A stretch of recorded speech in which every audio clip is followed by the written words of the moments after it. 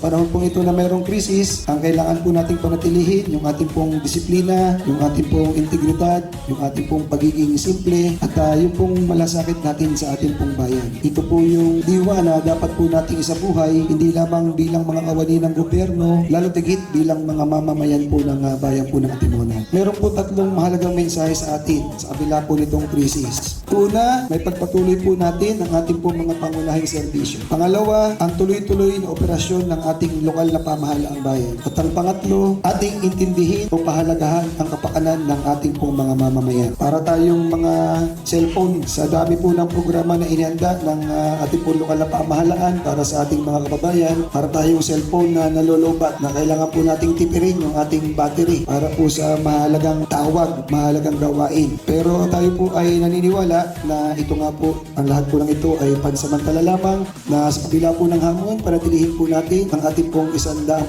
paglilingkod na mayroon pong ngiti at mayroon pong malasakit sa ating pong mga kababayan, sapagkat di po natin alam kung ano po ang kanila pong pinagdadaanan, at bilang mga lingkod kawani, tayo po ay may tungkulin na maipabot ang isang serbisyo na tapat at mayroon pong malasakit.